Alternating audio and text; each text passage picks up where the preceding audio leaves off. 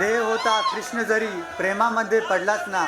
देव होता कृष्ण जरी प्रेमामध्ये पडलाच ना. नशिबी होती रुक्मिणी तरी राधेसाठी रडलाच ना. गोपिकांचा कृष्ण सखे राधेसाठी झुरलाच ना. गोपिकांचा कृष्ण सखे राधेसाठी झुरलाच ना. नशिबाला रचणारा नशिबापुढे हरलाच ना. प्रेम ही अशी भावना आहे जिथे सर्वच हारतात आणि सर्वच जिंकतात. फरक एवढाच असतो की काही हरून जिंकतात आणि काही जिंकून हारतात. नमस्कार, मी हिमानी आणि मी अक्षय.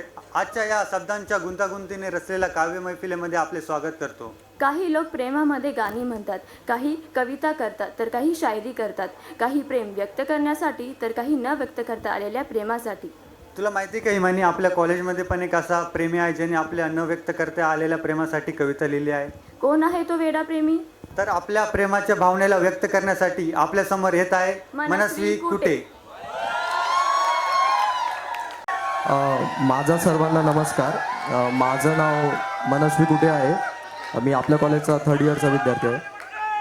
माझ्या कवितेचं नाव पहिलं प्रेम आहे. ही कविता मी माझं 11वीच्या एका बेसिसवर लिहिलेली आहे. जे प्रेम मला व्यक्त करता नव्हतं आलं, तर मी कवितेला सुरुवात करतो. फक्त एवढंच म्हणेल की ही हमारी अधुरी कहाणी आहे.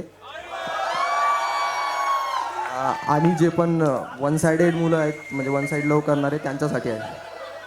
तर कवितेला सुरुवात करतो. पावसात छत्री घेऊन मीही उभा होतो आणि तीही. फक्त फरक एवढाच होता की मी तिच्यासाठी आणि ती कुणा दुसऱ्यासाठी. प्रेमाच्या पावसात मीही भिजलो आणि तीही. फक्त फरक एवढाच होता मी तिच्यासाठी आणि ती कुणा दुसऱ्यासाठी. हिवाळीच्या गुलाबी थंडीमध्ये तुझ्यासोबत जगायचं होतं. तुला माझ्यासाठी नटलेलं बघायचं होतं. हळूच तुझ्या गालावरची खळी बघून प्रेमात हसायचं होतं. पण काय करावं, नशिबाला काहीतरी दुसरंच मान्य होतं.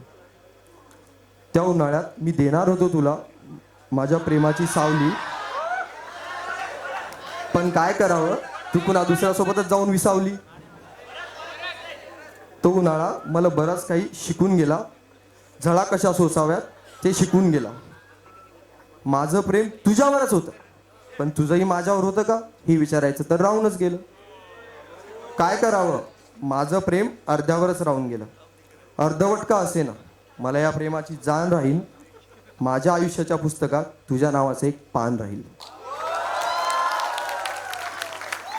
वाहून गेलो होतो तुझ्यात, सावरण्याची इच्छाच नव्हती.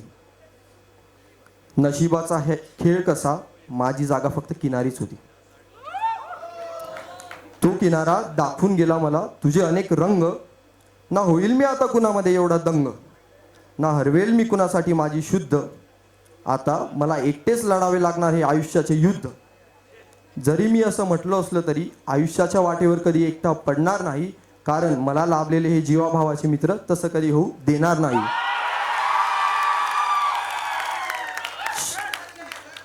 शेवटी लक्षात आलं मी आहे पाटलाचा लेक एकुलता एक.